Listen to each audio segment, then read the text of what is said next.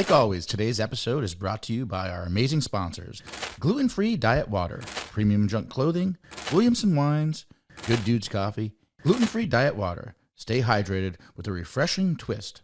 Perfect for those health-conscious listeners. Premium junk clothing for those who love to express their unique style with high-quality fashion pieces. Visit premiumjunkclothing.com and use code EverydayGSD15 at checkout. Williamson Wine, natural artisan wine from Napa and Sonoma. Good Dudes Coffee, veteran-owned by former Navy SEAL Josh Bridges. Every cup is brewed with passion and dedication to quality. Visit their website at gooddudescoffee.com and use discount code EverydayGSD10 for an exclusive offer. And also, don't forget to visit the Everyday GSD store at darinbibeau.com for all your official Everyday GSD merchandise. And now, let's dive into today's episode.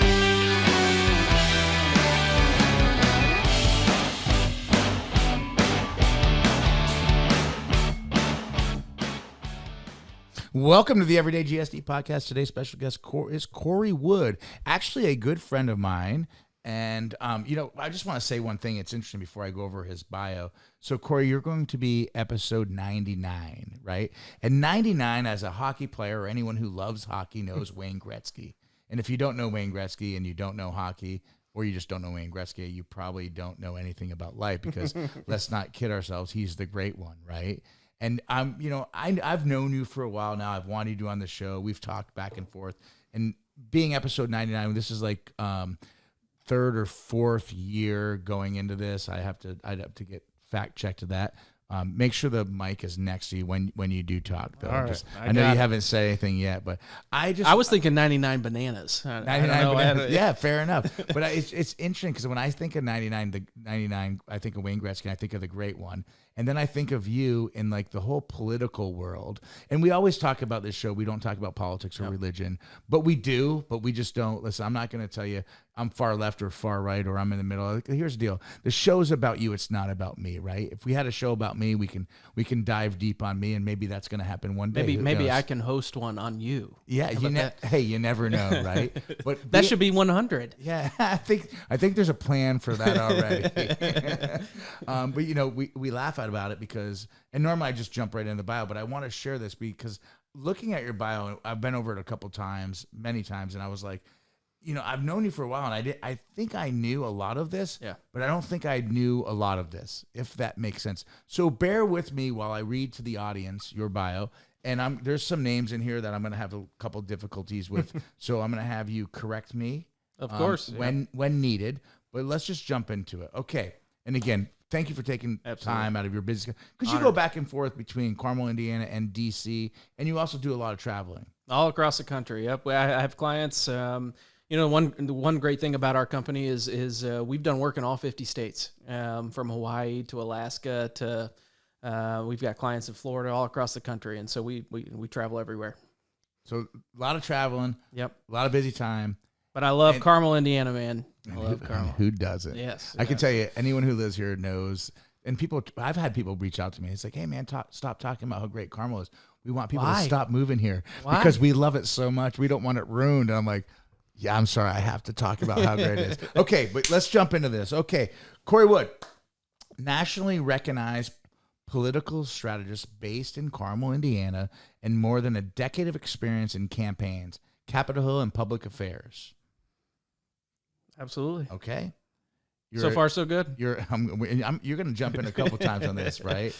A veteran of 3 presidential cycles. Yeah. 3 presidential cycles. So 3 people who are commander-in-chief in the free world running our amazing country, you've had a hand in. Yep. Is that correct? Absolutely. I just want to make sure. I don't want to say I got to jump in. That is freaking amazing. It's the only That is amazing. I can tell you 99. We're at 99, the great one, but I can tell you it's never happened. I mean, I've had professional athletes, professional race car drivers, basketball players, NBA, NFL, dancers, like business owners, show producers, movie producers. Like the list goes on. 3 presidential, the most powerful people in the world. Most powerful people in the world. Okay, I'm sorry. I gotta keep going, right? Okay. You've delivered high-profile wins, shaped voter outreach efforts, and advised leading candidates and organizations nationwide. Known for your sharp messaging and strategic instincts, you have played a key role in building conservative influence at the state, local, and national levels. Yep. You have helped President Trump's, who is our current president, target voter outreach in key battleground states in 2016, and later served as a floor whip at the 2024 RNC convention during the 2024 cycle. Yep. And I saw pictures of you there. Yeah. They were lovely. I loved it, man. That was one of the coolest things. Volunteer job. One of the coolest things I've ever done. Volunteer job, getting shit done. I love it. Yeah, that's You right. also ran, and I always pronounce this name wrong, but I'm gonna do my best. Vivek. Yep. Vivek Ramaswamy. You got close. Ramaswamy, American Exceptionalism PAC. Yep. Playing a key role in helping to elevate Ramaswamy's, did I say it right? Yeah, that's right. National profile. You currently advise Indiana State Treasurer Daniel Elliott, and also advise Congressman Jim Baird. Yep. Who is two-time Purple Heart Vietnam veteran. So That's right. First of all, hats off to that guy. Yeah. First of all, for he's being phenomenal. a Vietnam veteran, but a Purple Heart. I mean, our hats off go out to him as a veteran. I mean, I can't give enough love, but a two-time Purple Heart. Two-time, it's even better than that. Two-time Purple Heart and a Bronze Star with Valor. The show's over. I mean, seriously, are you kidding me? There's, Let's I get mean, that guy on. yeah, that's right. You should have him on. I mean, he's phenomenal. And as a matter of fact, he was the keynote speaker here in Carmel at our Veterans Day ceremony. He is. Yes. I met him. He's phenomenal. He's a phenomenal representative to our state and obviously to veterans all across the country. Absolutely. You've also helped leading winning campaigns for breakthrough candidates, including Ronald Morrell Yes. Jr., Indiana's first black Republican mayor, and also Sue Finkham, our current Carmel mayor, who's the first female mayor in 3 decades. And we've had Jim, the previous mayor, on the show, and he basically was the mayor for 3 decades, 29 years or 28 years, I forget the exact number, who did a phenomenal job growing the city and developing the city. And Sue came in, Mayor Finkham, she came in and she's just like, she's a beast. Yeah. She is absolute top notch. She is a bull in a china shop. She wants to get shit done. And then that's your motto. I love it. I love it. And you also had Kat Kamak. That's right. One of the youngest Republican women ever elected in Congress. You helped her.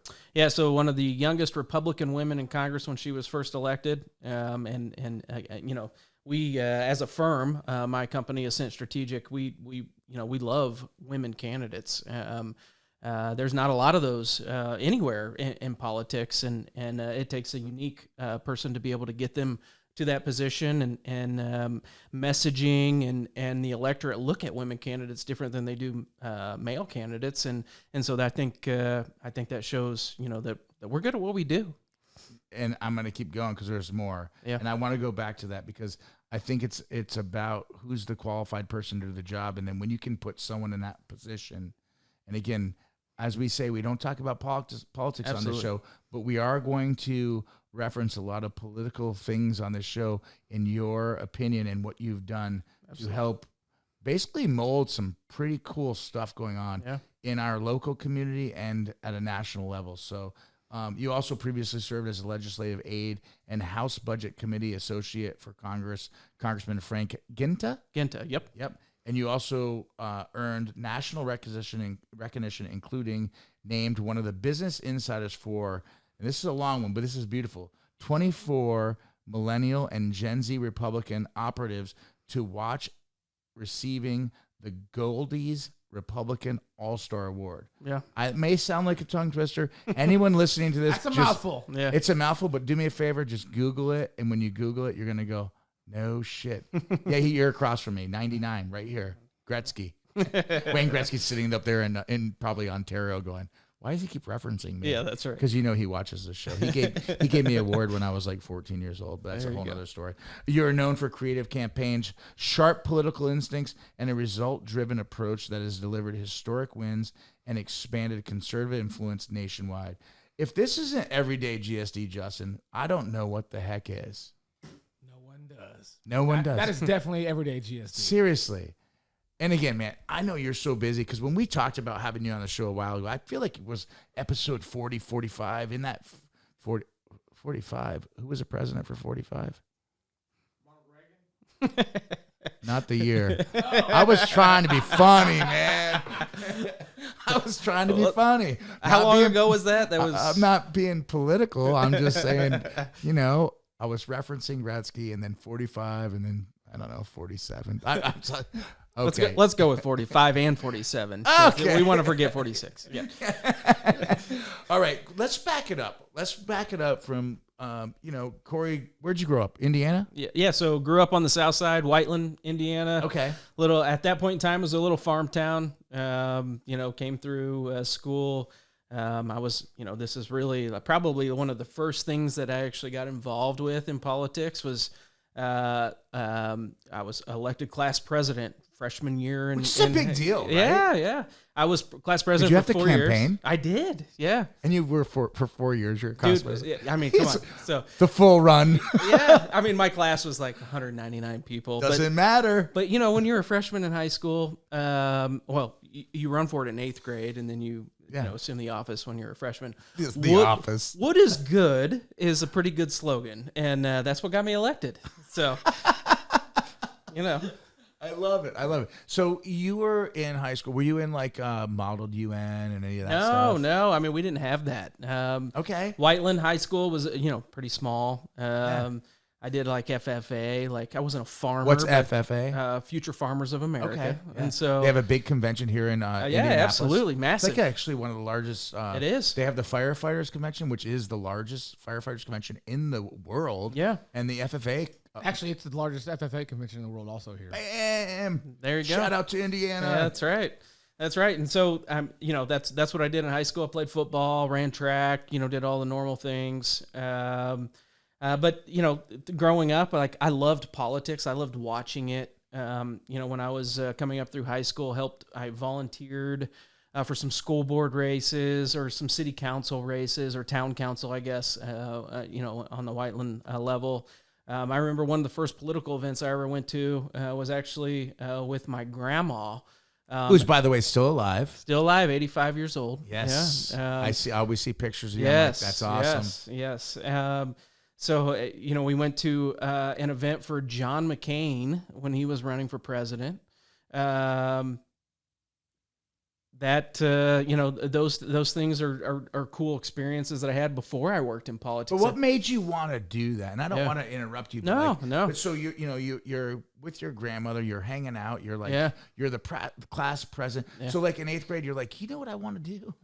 I want the people to come to me so I can help them, or I want to be in charge of them. I want to develop their future. But you're like in 8th grade. Like I can tell you in 8th grade, I wasn't thinking I want to be class president. Yeah. Well, so I ran for class president. That really didn't cement that I wanted to be in politics. It was a good road. Maybe 4 years in a row. But my mom was a nurse, a registered nurse. I came up, going through high school. I actually wanted to be a doctor. That's what I wanted to do. And as a matter of fact, I want to be a cardiologist. That's what my goal was. And so I went through all the classes in high school, graduated high school. And you're good at math, so you did the student math. loans, and you're like, this isn't going to work. Yeah, well, student loans were terrible, just to be clear. Who was in office then? No, just kidding. See, Justin, I'm going to do my best. Well, stay on target. That does matter. That does matter because I love it. I graduated high school. I went to college. Got a biology degree from IUPUI. It's actually a Purdue degree. I don't really say that within my family because we're all huge IU fans, including myself. I can't root for a Purdue sport. That's just and who won the football championship? I think that was Indiana, actually. Was Indiana? Yeah. No, I actually know that, and anyone that knows me will know that. I will not let that go. Graduated college with a biology degree. Was set to go to med school. Went to New Hampshire to go to med school. But as part of that process, New Hampshire. Okay, live free or die. Live free or die. That's their motto. But as part of that process, started following doctors around, because you had to follow doctors around and get letters of recommendation to get into med school. And at that point in time, that was 2008. And doctors were, had a very uncertain future because of Obamacare. Obamacare was getting ready to pass, and doctors had no clue what their next steps were going to be. And I followed a doctor around, and one thing he said to me probably changed the trajectory of my career in general. And he said, "This is probably not a time that you want to get involved in medicine, because we don't know really what the future holds. You're going to go, you're going to go to school, and you're going to be $200,000 or $300,000 in debt. But if politics is your passion, you can probably make more of a change in politics than you could being a doctor." And, it really made me think about... Resonated with you. Absolutely. So I met a guy who was the mayor of Manchester when I moved up to New Hampshire. Manchester, New Hampshire. Yep. They have a small little airport there. Yeah, they do. It's about the size of Carmel, a city about the size of Carmel, about 100,000 people. Is Manchester that big now? Yeah. God, I feel like anytime I've been through there, I'm like, it's so tiny. And actually, one of my friends that I worked on Capitol Hill with is now the mayor of Manchester, New Hampshire, Jay Rue. Yeah, we were roommates with him in Washington, D.C. He's now the mayor. That's amazing. Yeah, it's pretty cool. But met the guy. He was Frank Ginta. You said in my bio, was the mayor of Manchester. He ran for Congress in 2009. Got swept in with the Tea Party crowd. Had the opportunity. And what's the Tea Party crowd for the listeners? Yeah, so in 2009, there was a huge movement. Obviously, Barack Obama was elected in 2008. Pushed policies like Obamacare and others that a lot of conservatives were against. We and me as a conservative doesn't want government interfering in picking winners or losers, or having a healthcare system that is run by the government. It should be something that's free for all of us to choose. So here's a question for you. But hold that thought. So if someone said to me, they're like, we want to go to, we want free healthcare. So is that something that they would want Obamacare, or they don't want Obamacare? Or do they not understand the difference between the two? When I say not because they're uneducated, the information is not out there.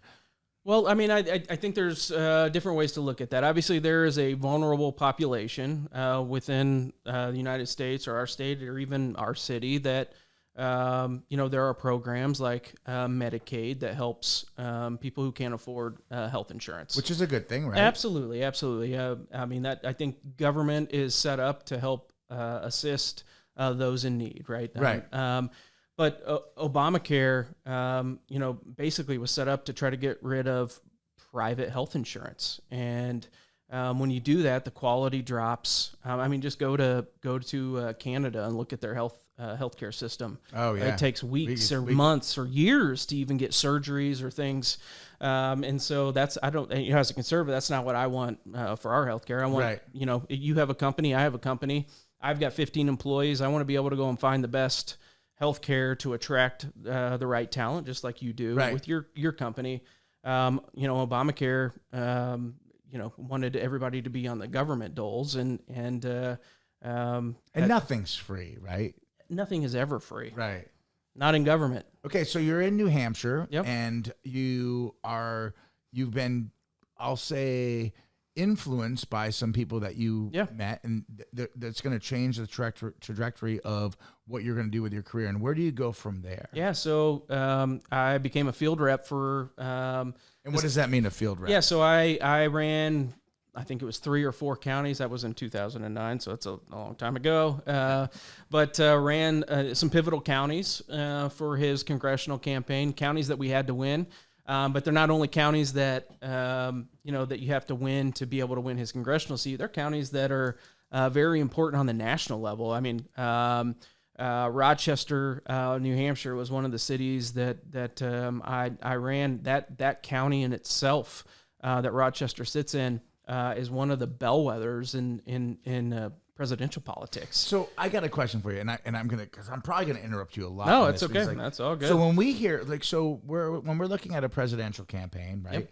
And we hear there's a few states that are like, I don't want to call them. I'm going to make sure I don't say this. Oh, if I say it wrong, just correct me. Obviously, they're not a swing state, but they're a very influential state. New Hampshire's one, and maybe it's considered a swing state.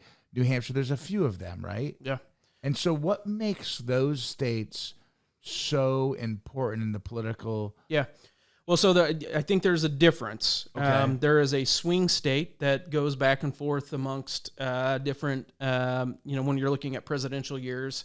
New Hampshire recently hasn't really been a swing state. In the past, it was. But what a swing state is, the definition of it is, I would say that's something like Georgia, where it could be Republican, it could be Democrat. at the National level. At the national level, in a in a November election. But New Hampshire is important because it's the first in the nation primary state. And so Republicans, in 28, we're going to go to Iowa, which is the caucus, the first caucus. And so when we're picking our next president of the United States, you're going to go to a caucus in Iowa. All of the folks are going to turn out to their caucuses, their local caucuses, and vote for who they think should be the next president of the United States. And then the next state in line would be New Hampshire. Now, the Democrats just screwed that up. They literally just voted this week to get rid of New Hampshire and put South Carolina as the first, which I think is a huge mistake, and I think it's going to pay dividends for Republicans in 2028.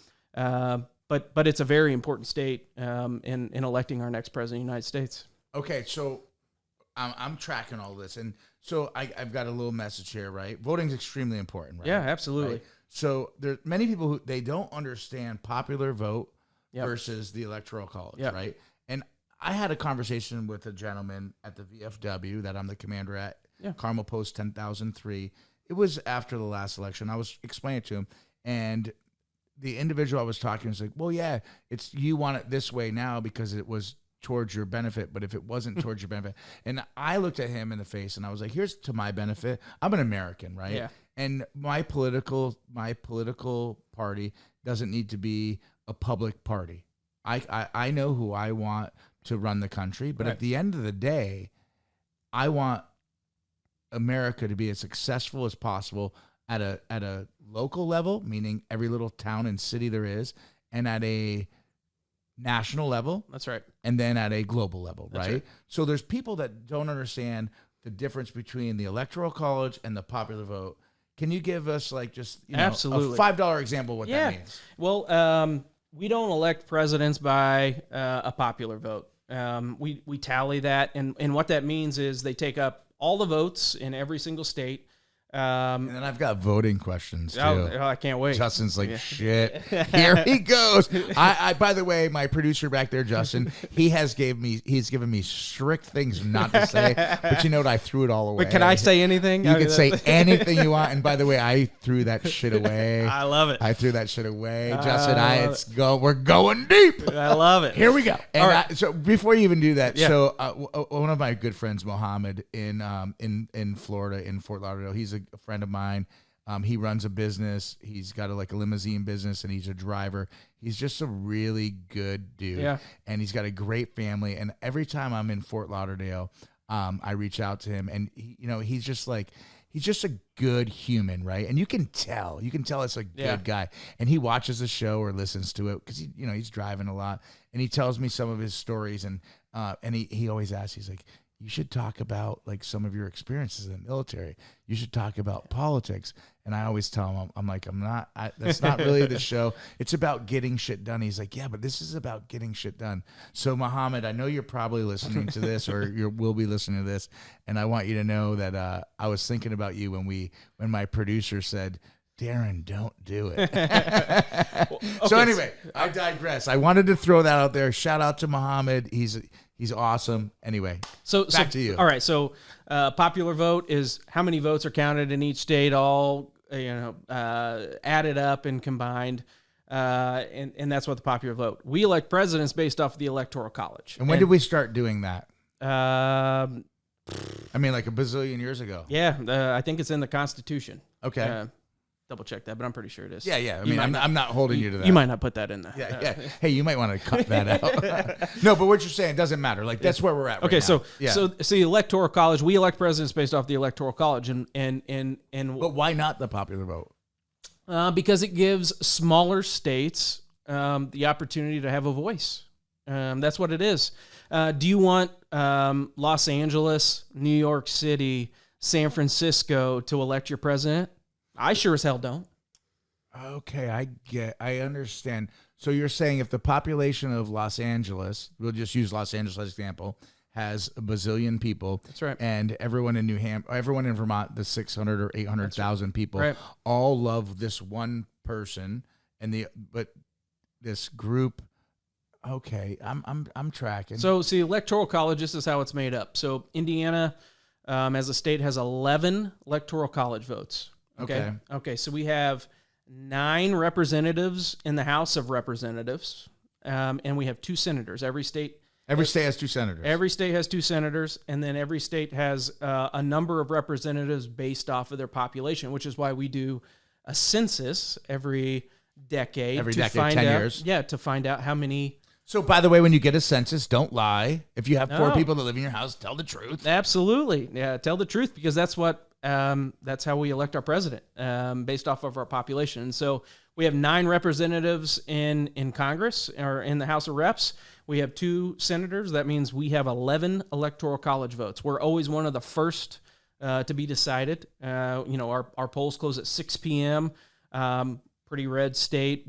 President Trump won pretty decisively in this last election, but that's usually 11 votes in the Republican column almost immediately as soon as the votes close.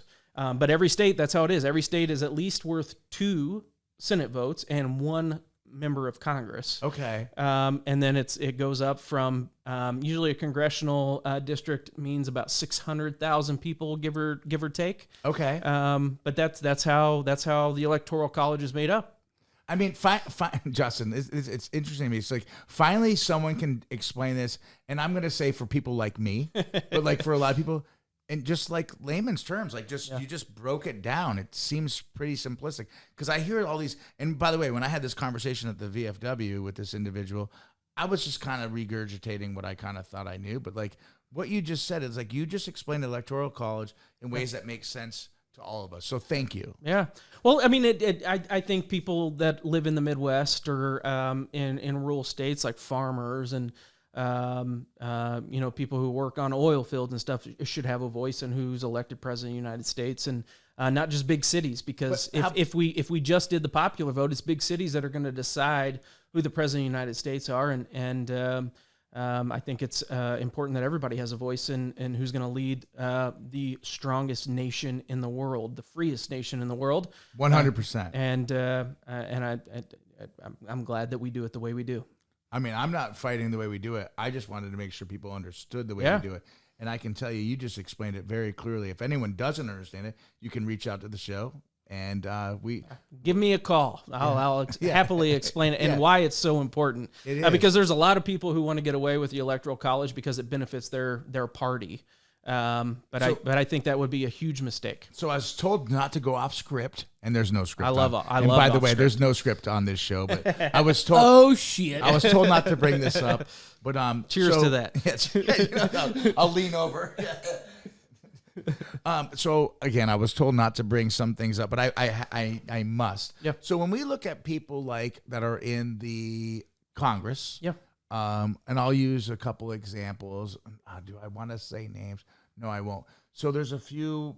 I can guess. Okay, why don't you so I don't have to say it. Let's finish your statement. And then I think you're tracking. Yeah. Okay. AOC. Perfect. Okay. All right. So this group of individuals.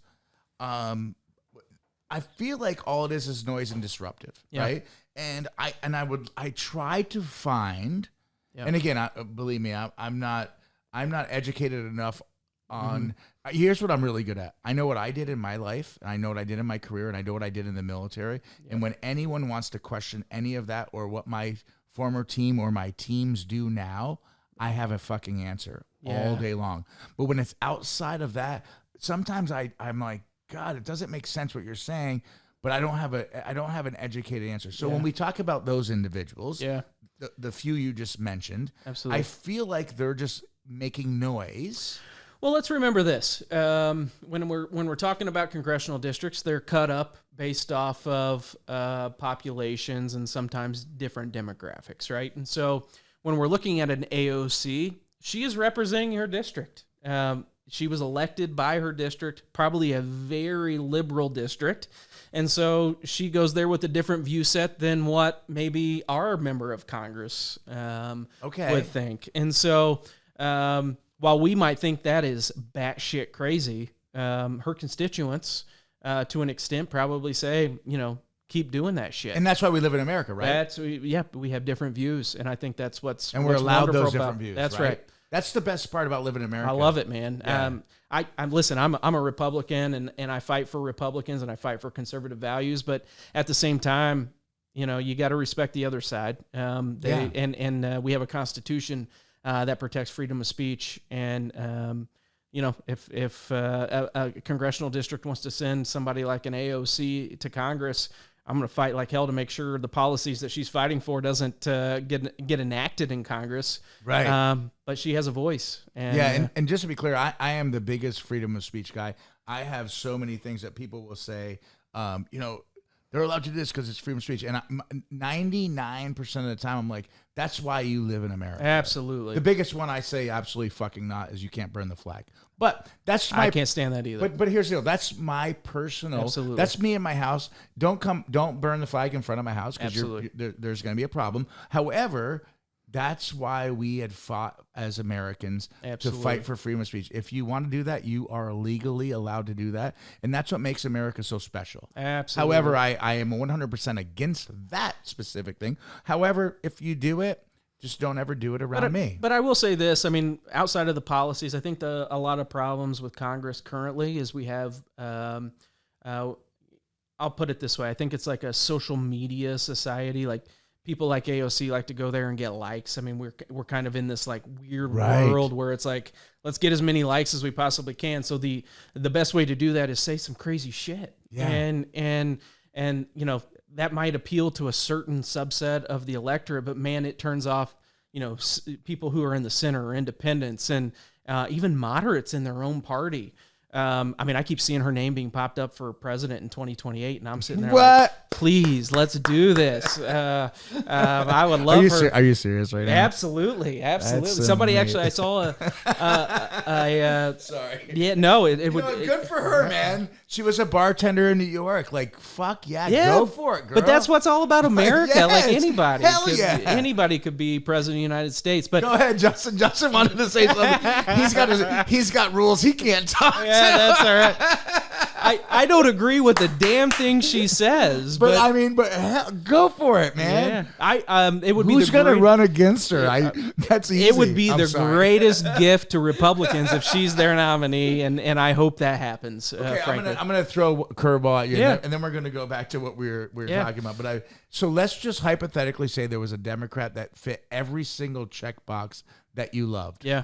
I mean, literally, every single thing that you and your grandmother, all your beliefs, but they were a Democrat on paper. Would you vote for him for America? Or is that a bad question? I just don't. I don't think if you have a D next to your name, there's probably a Republican that I'm going to agree with. 80% of the time. Okay, let me rephrase that question. The Republican that's in office, and you, by the way, had nothing to do with this Republican getting there. You are now on the outside, right?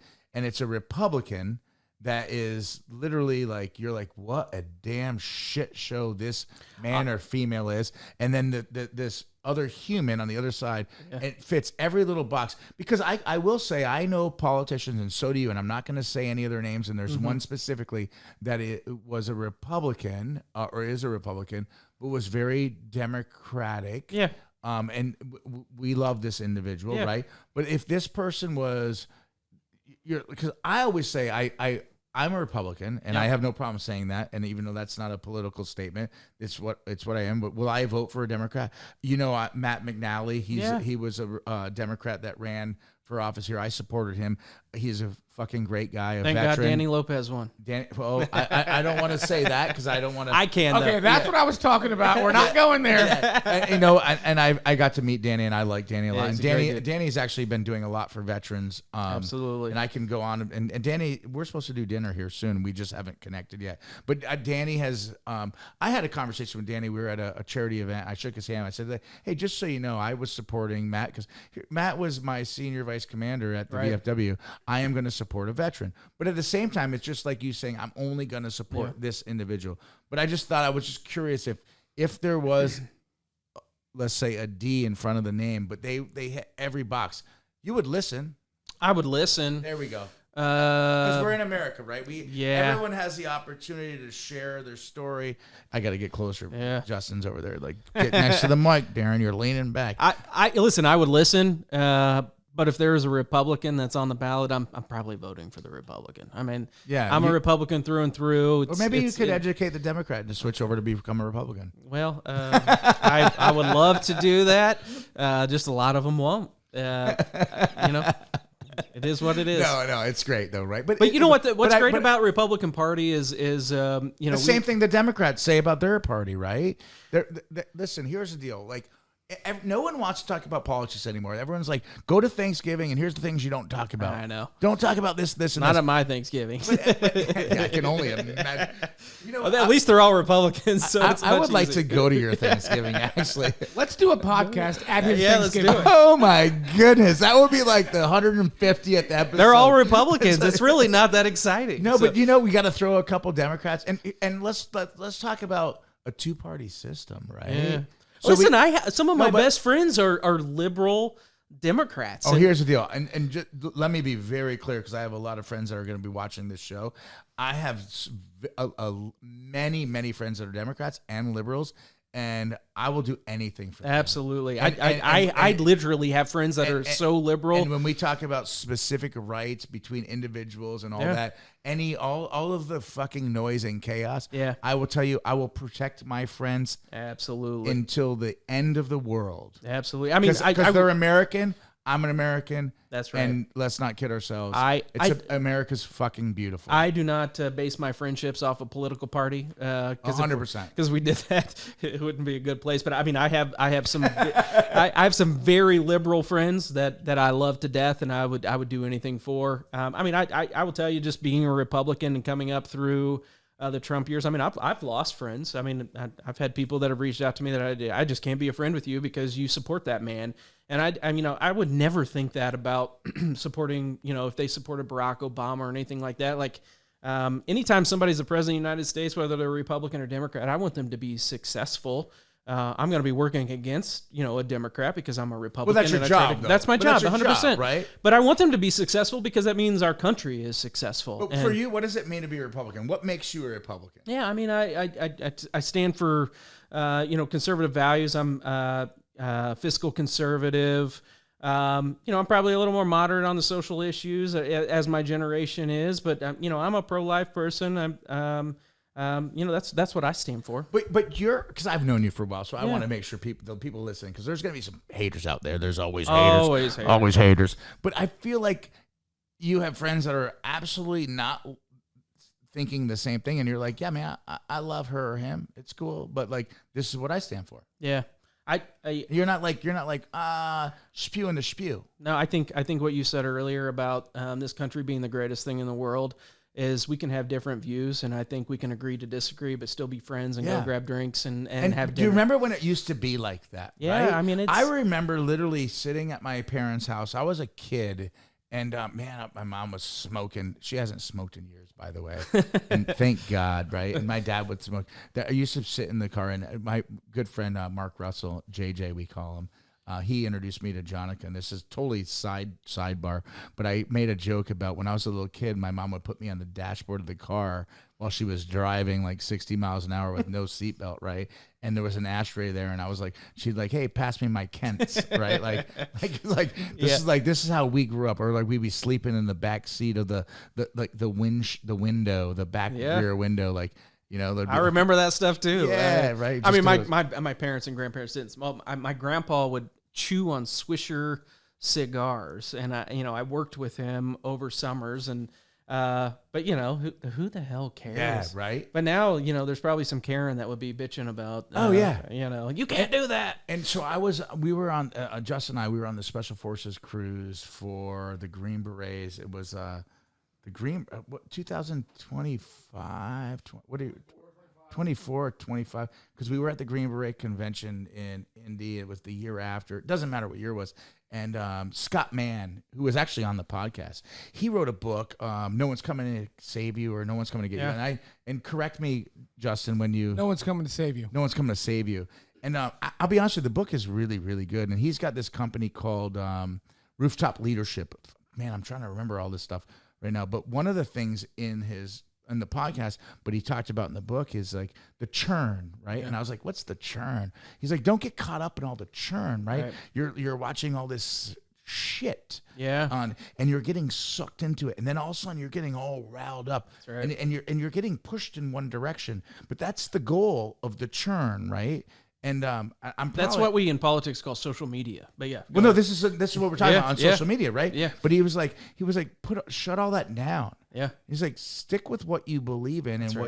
what you're, and so it was interesting because after the show, there was several people. Obviously, I'm on a cruise ship with a bunch of Special Forces guys and myself, special operator, and they were thankful I was there because I kept the ship safe. Coast Guard, shout out, lead at 401. No, but seriously, we were joking, and he was like, yeah, he goes, when I was talking to you, I could tell you don't get caught up in that. Yeah. And I have friends on both sides of the fence, and then I have some that just climb the middle, and then they jump back and forth. I don't really care. Yeah. Don't, as long as you're not making a big, like, huffy about that's anything, right. It doesn't matter. Is the end goal the success of America? That's right. Then we're winning. I mean, listen, our firm, we help people. I mean, the Republican Party has people on all sides, more centrist Republicans to more conservative. And so my personal views really, I obviously have my personal views, but my job as a political consultant is to help put them in the best position to win their district or their city or their state. And so I put my personal views aside a lot of times to help these people who are running for office, put them in the best position to win. And so, I mean, that's your job. That's right? my job. That's my job. And you've been doing good at it, right? I think I've had pretty good success. I mean, Carmel is different than Indianapolis, or Carmel is different than a Fort Lauderdale. I mean, all of these different cities or congressional districts have different makeups. And so But you helped, and I'm going to just remind the audience, you helped the mayor of Carmel win, which was after Jim Brainerd, who was... I helped with Jim Brainerd's last re-election. Jim Brainerd's amazing. I love him. He's a good friend of mine, too. If he's a great guy. Anyone has a problem that you can reach out to me, and I'll talk to you. I'll talk to you in person. But you helped I don't look at Sue as the first... Excuse me, Mayor Finkham. I don't look at her as the first female mayor, because I look at her, she was the most qualified candidate, and she's doing an amazing job. She's not the first female mayor, because we've actually had first female in 3 decades. Yeah. Actually, the first mayor, she was like, she's Snyder. Like, yeah, she's still around, 90, and then Dottie Hancock, she's still around. Yeah, so let me clarify that. Not the first female mayor. First female mayor after 3 decades, right? But then you also helped a first Black individual to win a race, and then let's go back to the politics at a high level. Yeah, presidential candidates. Yeah, 3. Yeah. Well, I mean, listen, you're a business owner. I am, and that's the show, right? Everyday GSD is about getting shit done. So what got you into the entrepreneurial side of this, where you're like, hey, I can make a difference, man?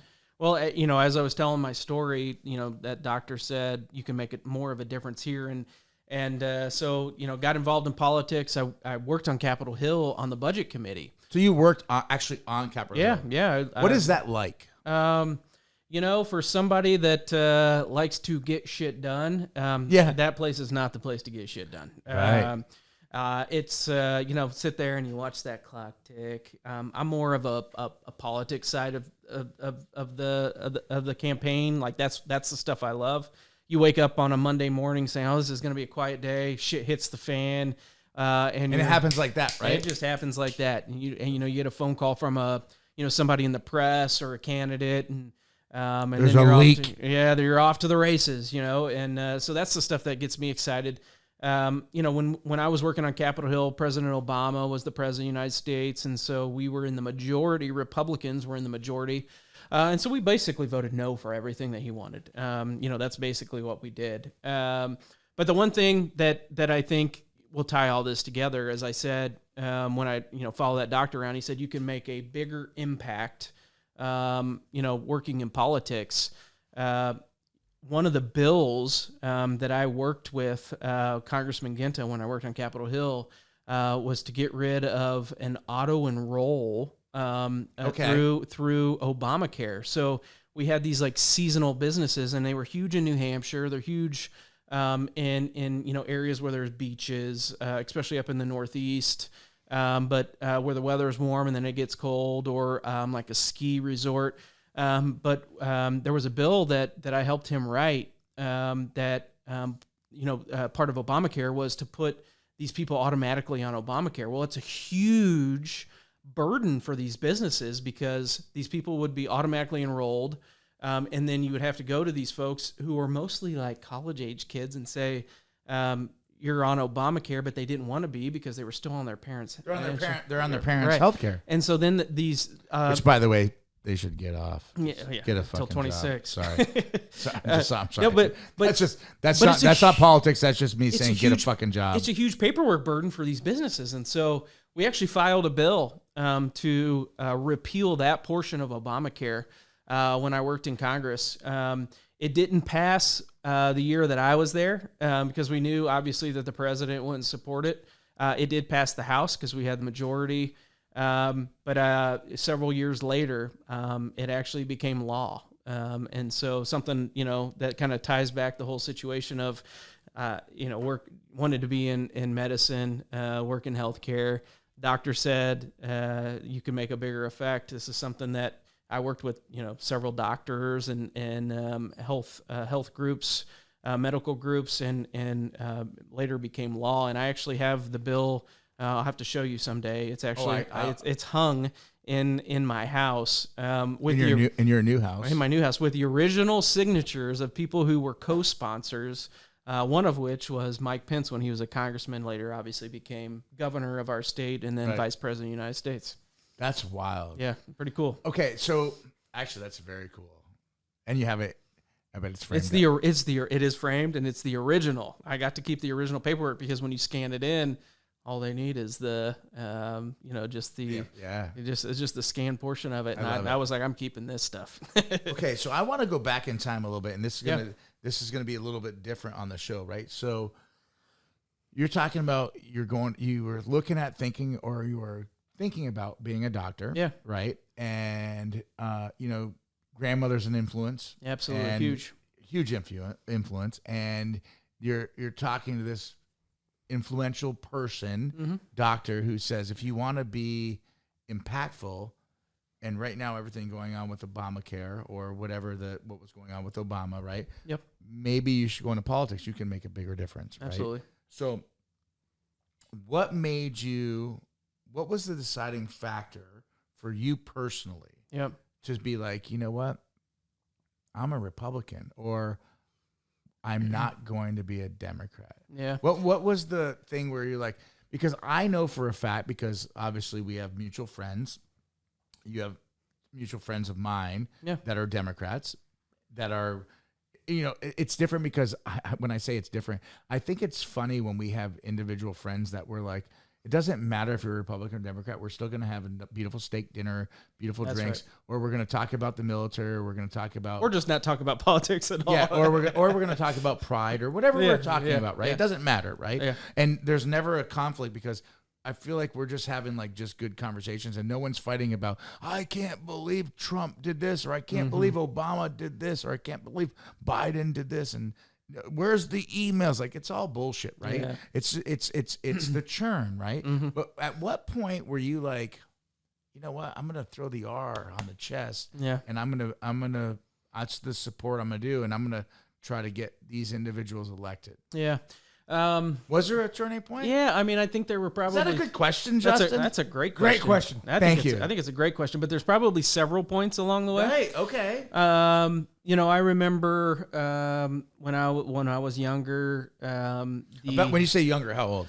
Like so- 9 so- years so- old, or So this would have been in 2000. The George Bush, Al Gore race. I remember watching that. Both of my parents worked very, very hard. I and worked so- for George. Did you? Yeah. But both I of just them dated myself, didn't I? both of them worked very, very hard, and so I stayed with my grandparents a lot, and I remember watching that election, and that was like the hanging Chad election. Things went I remember. craziness. So that I think that was one point. Loved what Republicans stand for, and at that point in time, really loved George W. Bush and wanted him to be elected because I agreed with what he stood for at that point. What'd you think of his dad? Loved his dad, and I have an awesome story about his dad. Actually, I do too, but it's not my show. Yeah, well, it is. It is. Your I get show. reminded that all the time. Well, Justin, would you like a little splash? let's do it. I have a And great. by the way, this is Sam's wine right here, but this is the Atlas Peak, Love it. the stagecoach. And if he's listening right now, he's like, "You open that?" I was like, "Only for the best." Well, let me tell you my George W. Bush, H.W. Bush story, because it also involves Taylor Swift, which is a kind of a different twist. I can't wait to hear I can't wait This to is hear that. Yeah, this is gonna be good. So as part of No, hold on. I'm just kidding. I was like, I want you to say that again, but no, you don't need to. Yeah, We got you'll it. get it. It'll all be great. It's going to be phenomenal. So one of the coolest moments that I've actually ever got to experience in politics, besides this last year going to the White House with President Trump for celebrating Indiana football's national championship, which was one of the coolest things I've ever got to do. The national championship, which yeah, happened in Natty, Florida. Which happened in Florida. Yes, no one undefeated, by the way, undefeated. Yeah. But one of the other cool moments. What's the quarterback's name? Fernando Mendoza. Just saying. Yes. From Hialeah. Yes, he's kind of a badass. He's kind of badass. Anyway, I digress. Okay, so as a non-football fan, I was in it. I was in it to win it. yes, absolutely. So as I was coming up in this business, in the political business, I would go around to different Republican National Committee meetings, and so they were actually hosting. The Republican National Committee hosted all of the Republican chairmen in the Northeast in a place called Kennebunk. Well, just who happens? Kennebunkport? Yeah, who just happens to live in Kennebunkport? George H.W. Bush. They have a place at Walker's Point. They sure do. Where all of the Bushes actually have a home. I might have done security there for a minute. You might have. Okay. Well, so at this event, was getting ready to fly home and sitting with a bunch of Republican Party chairmen from all across the country, mostly Northeast, but from other spaces. And Ron Kaufman, who was H.W. Bush's political director, walked in the room and he said, we're going to go tonight or later this afternoon to Walker's Point, and you're going to get to meet H.W. Bush and Barbara Bush at their home. And I was going to fly out at 3 o'clock because Taylor Swift, I was going to a Taylor Swift concert. This is how Taylor comes in. Hold on. It gets even better. Oh, my gosh. Taylor Swift with my nieces. Let me just put that. There's got to be a caveat. beautiful. Oh, yeah. That's So, beautiful. I was like, damn, what do I do? I looked online, I found a flight, and I was like, there was a flight that got me back minutes before the damn concert. But I'm like, once in a lifetime opportunity to go to Walker's Point to meet HW and Barbara Bush. And I'm like, I'm doing it. I'm doing it. Oh, you let your nieces down. No, I did not. Oh, okay. There we go. I made it back in time for that. It was all good. So get out to Walker's Point. George H.W. So beautiful, too. It's an amazing place. you walk through and they're telling you like, this is where W lives. This is where Jeb lives. Neil was the other brother. This is where he lives. And then at the end of the driveway is where HW and Barbara lived. And, so we all go up there. I don't know. There was probably 20 of us maybe. And, Barbara comes out first. She's in her walker. Got Jeb stickers. This was during 2016, so the presidential election. He's running for president. Has Jeb stickers all over her walker, which was just hilarious, And then HW comes out in a wheelchair. He had actually had a neck brace on because I think he had fallen or got hurt recently, and so they're both out there. And this is probably on the media where we all know this too, right? No, meaning like. Where he fell. Yeah. I mean, there was no media at this event, but like I said, it was very these are just like 20 people. And so, so every single person gets to go up and say hi. And so I went up and they're like, HW was actually used to be a state party chair for Texas. And so all these state party chairmen were interacting with them. And, I'm just a vendor who sells things to these guys and works in politics and gets elected. Isn't that funny? He's like, I'm just a vendor. Yeah. Well, he was like, where are you from? I'm like, Indiana. And the first thing he said was, I've been there. He said, I love Bobby Knight. That's what he said. Yeah. Me too. Did he really? Yes, he did. That's absolutely. amazing. But he said, what are you doing tonight? And I'm like, shit. Do I tell him I'm going to a Taylor Swift concert?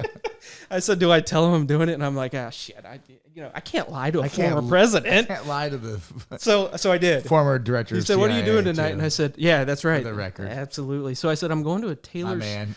I said, I'm going to a Taylor Swift concert. And he looked at me and he goes, you see that picnic table over there? I said, yes, sir. And he goes, I had lunch with her there last week. What? Yeah. So it gets even better. And I said, it's better than that? Yeah. I said, oh, really? And then Barbara Bush looked at me. She looked at me dead in the eye and she goes, I liked her better when she was more pure. And I couldn't help but laugh. It was the greatest thing ever. And we took a picture and that was the end of it. Oh, that's hilarious. Did you get a picture of the picnic table? I didn't. Oh, I probably did. I probably have a picture of that picnic table. But I guess I got to go back to my original question, and I don't want to. If it's a dead horse, Jonica doesn't like when I say dead animals. But at such a young age, what made you go Republican, Democrat? Is it, what was it's there, just the values that the parties. But was there a defining factor like Grandma told you something, or Mom and Dad or Uncle Bobby? And there's no Bobby. I just made that. I mean, up. Uncle Bobby Knight. People are like. His uncle was Bobby Knight, because that'll be a clip. Yeah, people are like, Uncle. Did you know Kory Wood's uncle's Bobby Knight? I wish he was my uncle. That'd be pretty cool. Throw some chairs, man. Yeah, that's right. I mean, I don't know if there was any really defining point other than I just agreed with the values of the Republican Party. I mean, my parents weren't really that political. My grandma was probably the most political person in my life. And then after that, one of my business partners, who is probably one of my biggest mentors, Mike Bibeau, hardcore Republican. You have 3 business partners, right? I do, yeah. But Mike, I actually worked for him in that first race that I did. He was a campaign manager, but he's definitely somebody that's helped me get along in this business. I mean, I knew nobody in politics. I mean, literally nobody, from a little small town of Whiteland, Indiana. Yeah. But when you talk about your motto, get shit done, it's about going out and finding the right people, meeting with people, getting in the right rooms. You got to do things that are a little uncomfortable. Like I wasn't somebody that would go into a room and start talking to people. Hell, when I was young, the teachers were like, he's probably he got some sort of disability because he doesn't want to interact with people, But that's not how I had to grow out of that. And I would meet with anybody, literally have coffee. Grab drinks. I would be in DC a lot, go to different events. And you travel a lot now still, Absolutely. Right? Absolutely. Yeah. But what's great about, doing this for years and years, it's I built, very strong relationships. And it's something that I always preach to the people that work for us in our firm and campaigns that we run, and people that work for those campaigns is this is a very small group of people who run campaigns across the country. Never burn bridges. Right. Never burn bridges, because you could be against them. They could be your enemy today, but tomorrow you could be on a different campaign, and you're going to be in that bunker, lobbing bombs at another candidate. And so that's kind of the motto that we teach at Ascent Strategic, my company, is don't do that with other candidates and other people that you're working against. Build friendships. Let's talk about that, because at the end of the day, you're an entrepreneur, right? Yeah, absolutely. And the political, like we spent probably like 45 minutes talking about politics, without talking about politics, Justin. I think we've done a pretty good job. I think we have too. We've been smooth about it. Yeah. But at the end of the day, you're an entrepreneur, right? And that's really my guest on the show. I should say our guest on the show. Whether they are professional athletes that left the industry and then they became business owners, or they've decided to kind of transition and do these. At the end of the day, it's about getting shit done, right? Yeah, this is what we're all trying to do, right? And I've known you for a while, and before we even started talking about politics, and we don't need to talk about who connected us, but when I first met you, I was like, this guy's a good dude. He owns a business. And he's got his shit together, right? And then you started telling me, I was like, so what do you do? And you explained it. I was like, man, I don't really get it. Because, like, people don't get what I do sometimes. And they're like, oh, okay. So we went back and forth, and then we just became friends, right? And our circle connected. And then I would learn more about you. But I think the audience deserves to know about, like, truly you're an entrepreneur, right? Yeah. So you and 3 other people own a company. Yeah. That has 15 total employees. 15 total employees. All across the country. That have affected 50. You've worked in 50 states in I was going to say continental America, and then 2 We've outside. done some international work too. Yeah. Did you do anything in Puerto Rico? I cannot think of it, but I don't think so. But if Do you know a real estate agent? Do you know? But man, I think you should do some work in Puerto Rico, because I love Puerto Rico, and I think they could use some of your expertise. It's a territory. You do not need a passport there. I'll say this to my brother, Dwayne. You don't need a passport to go to Puerto Rico. Is it Mexico? It's not Mexico, man. But anyway. We might need to cut that out. No, just kidding. We're not cutting that out. No, he knows I'm just. Puerto Rico's a beautiful place. Yeah, Puerto Rico's beautiful. Beautiful beaches, and anyway, we do some events there every year. But at some point, you're like, I'm an entrepreneur, and I'm building a business. Right? Yeah. And my business model is everyone sells widgets, right? Whatever we're doing as a manufacturer, but you're selling a product to make the individual a better widget. Yeah. Right? Yeah. Does I guess that's sound right, Justin? That's it's a good way of putting it. I mean, when people run for office, we're some of the first people they call, right? Or if they're thinking about running for office. I mean, if I'm running for office, I'm calling the person who helped the president of the goddamn United States of America 3 times. And by the way, the mayor of Carmel, Indiana, which is one of the best places in America. The best place. I say one of, because I never want someone to show another article that there's another city better, but prove it to me. Yeah. It's the best. Yeah, it's 100% the best. 100% the best. Well, listen, I mean, we started, there was just 3 of us. We started this company way back 2013. And you grew it. And then you grew it. In a bedroom in Mike Biendo, I told you. Sounds democratic.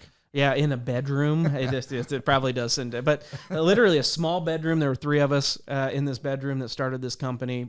Our first year, we probably did $60,000 in revenue. I love it. Maybe. Yeah. Now we do tens of millions of dollars in revenue. Of course, like grown it over the years, and that's through a lot of hard work. What's the name of the firm again? Ascent Strategic. Can you say it? Actually, spell it for me. Ascent, ASCENT, Strategic. Yeah, you can either cut that out or add it in, Yeah, Justin, that's right. but let's put that on there. That's a good bottom He'll put it. He's like, he does all that. And that's what he does. Look at me. I'm like, he does all that shit. All of that shit. Yeah. But we've grown it, and a lot of that is this business is all about relationships. There's not a lot of like cold calling. Every business like that? I mean, yes, but I think this one's a little more because you have to have people saying that this guy knows what the hell they're doing, or this firm knows what the hell they're doing. and they got to trust you. I think everything is about trust in this business, and you also have to have a good success rate of getting people elected in tough races. You have to have accolades for your successes, right? That's got to make the business blow up. I think, there's very few firms. We're probably in the top 10 in Republican politics in the country on what we do. But I think all of the partners in our company cut our teeth in New Hampshire politics. And I think back to New Hampshire, man. Always, live free or die. From Indiana, but cut our teeth in New Hampshire politics. And I think what makes us unique, that really makes our firm unique, and what stands out amongst all the rest of them is New Hampshire politics. Politics is a blood sport up there. Democrats right now have a stronghold, but they had a state party chair when I was there that made, six figures, like 300,000, I think it was $250,000, 300,000, and had like 20 staffers. And so we were running circles around those types of people, where Republicans just had a volunteer chairman and maybe 3 or 4 staffers, but by God, we won. And I think that really money doesn't always win it. Well, I think Sue Finkam's race is a perfect example about money. Let's talk about that for a quick second. Yeah. It's all about strategy. No. Oh, Justin said no. Oh. It's about, how about this? It's about strategy. Well, let's just talk in generalities about that race, okay? So let's just talk about in generalities. He just took his headphones off. He's like, I'm out. I got to go. My mom's listening right now. She's like, right. Tell me more. Well, let's just talk about generalities, because I think my mom, by the way, loves Carmel, Indiana. She should. It's a wonderful place to live. She came here 10 years ago. She's the best place in America. Yeah, absolutely. Anyone that comes here says this place is amazing. Yeah. And then they move here. That's what happens. Yeah. Well, so as a political consultant, I look at strategy. The best way to get an advantage, and that's either looking at let's just take a race, for instance. And for example, Justin, let's just say hypothetically we have a city councilor who owned a district. And not by owned a district, but represented a district. Felt like he owned it. Potentially he or she. No, she was a city. She was a city. I was trying to do I know. that. Yeah, that was a really bad one. No, that was supposed to be the.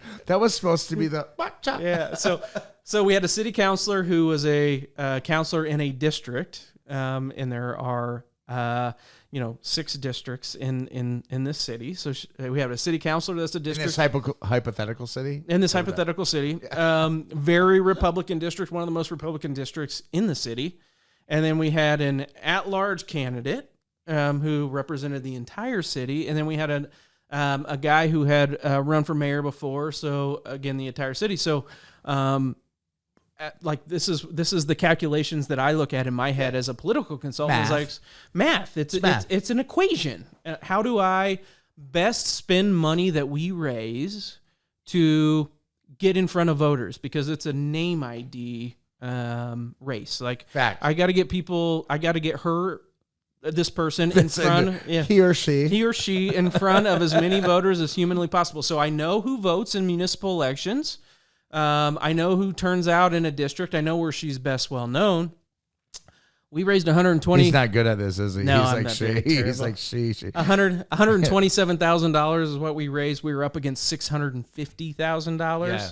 But had a strategy that turned out voters in the district that they represented, on top of municipal voters. And I know this city pretty well because I've run other races in it. So do I. Yeah, and you played a huge part in that. And we won. Yeah. So that's how we look at everything, though. It is a math equation. How do you do that at a global level? Because when I say global level, I'll say at a national level, right? Because like I witness what you and the amazing team and the people that deserve to be in the office. By the way, I want to be very clear about that.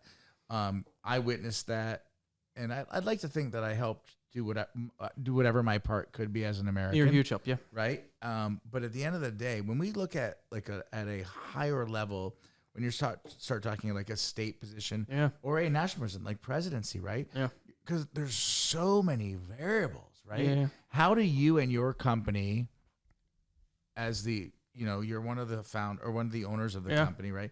How do you guys determine like what direction you go? Because like there's so much noise, right? Yeah, there's a lot of noise, and there's different ways to get in front of voters. And I mean, I always take a step back, and one of the first things I do is I sit down and interview a candidate before we come See on if board. they're even a good fit, right? They have to be a good fit with us. That's what I mean. And we See have if to they're be a able, good fit. yeah, absolutely. And there's some that aren't. Most of them that we meet with before. I mean, we can kind of see what their public profile is and these things that they said, and if they're electable. I mean, these are all things. But I always like to sit down and grill them. Where they stand on the issues, how they're going to handle certain situations. But it's all about being authentic, because every single individual in this country has their own authentic self. And voters will sniff out a candidate that is unauthentic quicker than anyone else, besides me, because this is what I do for a living. But people, I think there are a lot of... You guys do, I don't want to say background checks. What's the word I'm looking for? You guys do Oppo research. You do an intensive research on the candidate that you're going to work with, but also the candidate that you're going against. Absolutely. I mean, I want to know. I want to know what they're going to come at our candidate for, and what. Are they a vegetarian who eats steak on Fridays, and they're a little liar, or are they really a vegetarian, haven't eaten steak like my wife in 30 years? Yeah. Right? Well, but it literally making sure that. Because this is like when you're running a campaign, it's all about telling their story, right? Like what makes them successful. And we're kind of in this phase, and I think Donald Trump, President Trump has kind of ushered this in where people want like real people that are going to run for office. They don't just want these like cookie cutter politicians that all they care about is politics. They want like people with real life experience who have actually done shit in life, who have actually got shit done. I'm going to put a plug there. Yeah, I love it. Because they are. Business. It really is. Yeah, like business people and people who have got shit done. And so that's what voters are looking for right now. They want somebody that they can actually connect with. And so, but the problem is there's a lot of firms like us that try to make somebody that they're not, and voters will sniff that shit out quick. Okay. So what you're saying to me makes all the sense, because like, I'm seeing it, right? Yeah. But when I was a kid growing up, there was like 3 channels, right? And we had to change channel like this. Yeah. Click, click, click. My mom's laughing because I was the remote control, right? Yeah.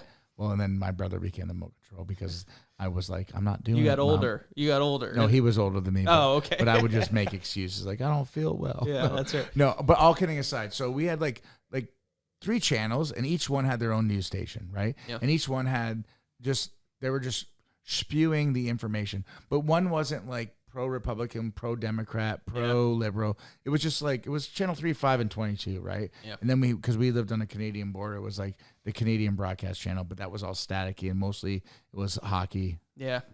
Right? But that's all changed, right? Yeah. So now we have social media and AI. Yeah.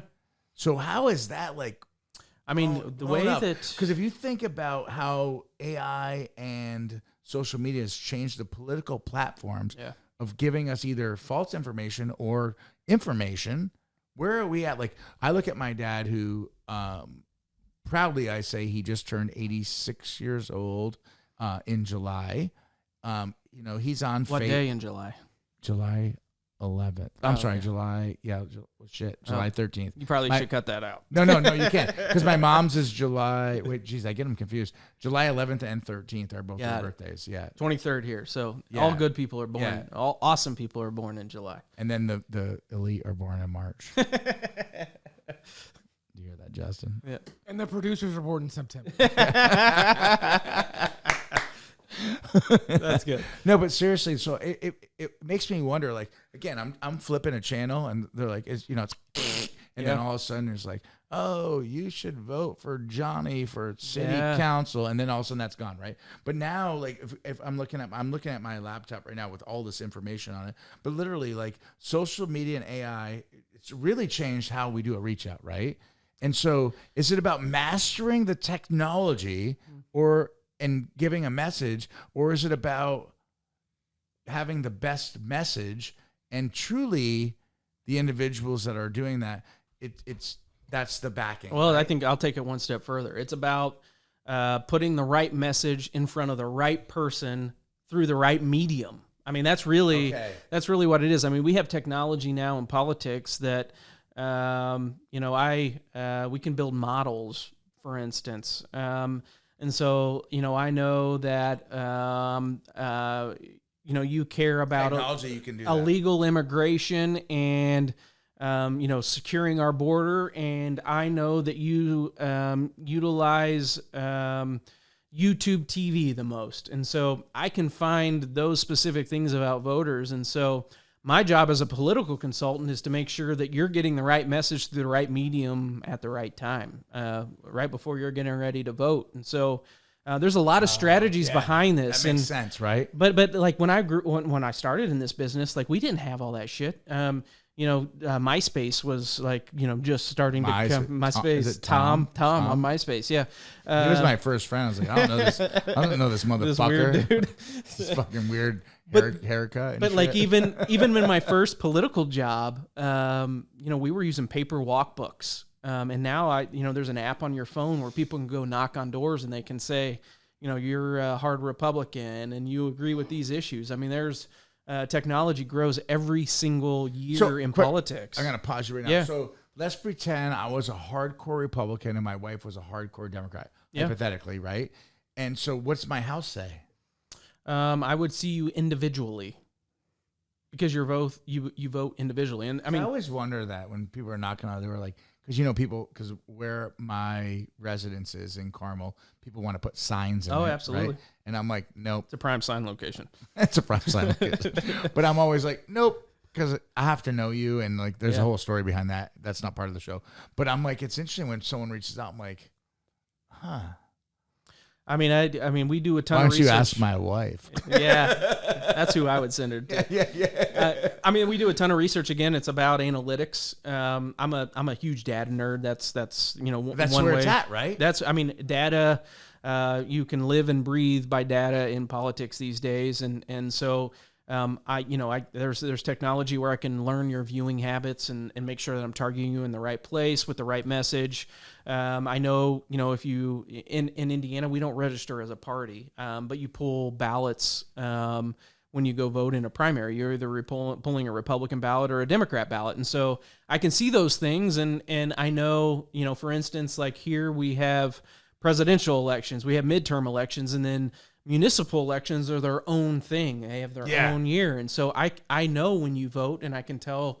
It's technology. That's right. That's right. And so I think the best political consultants utilize data to be able to kind of tell the story of a voter. And then it's our job as a political consultant to make sure that, there's multiple studies. It's like if you get in front of a voter 6 or 7 times, they'll finally learn your name. Well, it's kind of like a sales opportunity, right? Only you're selling something that people don't want. People don't want politics. No, but if you're selling something, you're like, you got to get in front of them this many times. Yeah. I feel like that's just business, right? But it's interesting, like your business, the business you're in is politics, and politics are dirty, right? Yeah. That's what people think. But at the end of the day, you guys run a clean operation, and I know that because I've known you for a while. Yeah. But I just think it's like amazing to sit across a table that someone who's been so involved in so many elections that have, I don't want to say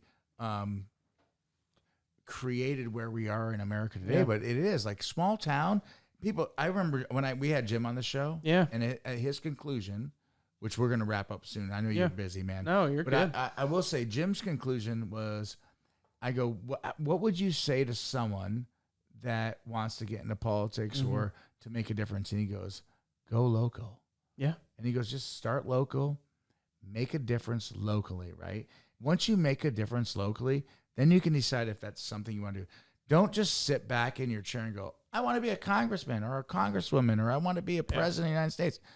Maybe start volunteering at the local church or VFW or at the homeless shelter, and then understand what the community needs, and then start deciding what you want.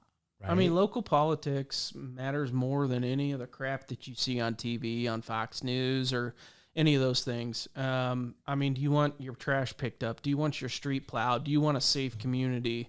Do you want those potholes fixed? We don't have potholes in Carmel, but do you want all of There's no potholes in Carmel. But do you want all of that stuff fixed? I mean, the local politics matters way more than on the federal level. And there is a push at the state house right now to move municipal elections into presidential elections or midterms, which I think would be a huge mistake, because then all you're going to talk about is federal politics. And I think because local politics matters more to people than the federal stuff, I think it's very important that we keep them separated. I'm sure there's some cost savings that they're looking at, and I totally get that. But when it comes to educating voters and people who are paying attention and wanting to have a say in the people that represent them at the local level, I think it's very, very important that we keep those things separated. And I hope Republicans will join that cause and hopefully stop that. Well, and I hope Democrats do too, man. I hope. Yeah. I hope when we say Republicans and Democrats, and we talked about 2 parties or 3 parties earlier, I just wish people, it's interesting because when I'm in a restaurant or a bar and somehow politics always comes up. Right? Always. And it's so weird, right? And I'm always Especially like, if they know you work in it, they're always going to ask you a political well, I question. think for me, because of my tattoos, they automatically think military guy, and they're like, meh, meh. Yeah. They're like, oh, what do you think about the war in Iran? I'm like, Yeah. why are you asking me that? I'm fucking sitting at Savor right now, having a beautiful martini, Yeah, that's right. served by Dave, who's like the best bartender in best Carmel. bartender in Carmel. Yeah, that's like, right. Or I'm at Anthony's Chop House, and Zach's making me like, the best cocktail. Like, what are we? Smoked Manhattan. Yes, yeah. Like, what are we talking about here? Like, why are we doing this? Yeah. But it's just funny because it's like it never ends, right? Yeah. But at the same time, I want to recognize you, because I feel like we've gone longer than your time that you allotted with us. But I want to recognize You're you. going to have all the time in the world. I love it. But I recognize you as a business owner, right? Yeah. And you've created a business for a need. Yep. That, in your professional opinion, you're helping America. Yeah. Right? But at the same time, you're doing what Americans do, and you're profiting off of what needs to take place. Yeah. Right? Like, I'm a manufacturer, and a podcast host and an author. Justin always wants me to say that. Buy my book. We got another book coming out, but it's going to be great. You're going to be in it. I can't wait. 99. No, but I digress a little bit there, because it's just let's go back to Gretzky from the beginning of the show, right? The great one. Yep. The things he changed in hockey were phenomenal. Yeah. There's no one can disagree with that. You could literally hate the Edmonton Oilers. Doesn't matter who he transferred and still played good. That's right. When it was the Edmonton Oilers, right? So let's say Republicans or Democrats. It doesn't matter. You can't argue that fact. 99 was the great one. And now I'm looking at you sitting across the table from me in this podcast room at our studio. You've helped, you and your business, your partners, and your team have helped elect 3 presidential individuals, as well, small campaigns around the country, which are the most impactful. Yeah. Members of Congress. I mean, I always say we've literally helped help offices from President of the United States to dog catcher. I think we did a dog catcher race in Ohio, I think, a long time ago. But I mean, I have an awesome team that we work with every single day who do a lot of the operational side, behind the scenes. And it takes a lot to get somebody elected. And you got to have a team behind you that you trust. And that's why candidates come to us and hire us. To get them to the next level, and or if they just want to be mayor, that's what we help them do. The one thing that I love is finding the right candidates who want to do the right things for either their communities or their congressional districts or their country. And we try to find those candidates. Trust me, there's a lot of people who get elected who just want to go there and be social media stars. That's not what we're looking for. We want somebody who's going to do the right thing, serve our country or our city or our state with honor, and we're going to go 1,000% in to make sure that those people are elected to their positions. It's so beautiful right now because what you just said. So I was about to ask you. I've got a little gift for you. It's a T-shirt. Love it. Everyday GSD, because you get shit done every day. I was going to say I want you to say a little something about getting shit done, but you just did. Yeah. And it goes back to, I want to just do a little short synopsis of what you just said. It's about our country. It's about America. It doesn't matter if you're on the left or you're right and you're in the middle. Stop doing dumb shit Literally, stop doing dumb shit and be an American. And just remember, we live in the best fucking country in the world. The best. And to you, sir, thank you for all you've done for our country. But most you too, by the way. Thank you. But most importantly, here's a little everyday GSD shirt for you. You've earned it 1,000 times over, and keep doing what you're doing. If you ever need me to help you with anything, please let me know, brother. Thank you for being on the show. You know I'm going to call you. So we got an election coming up. You know I love you. Love you too, man.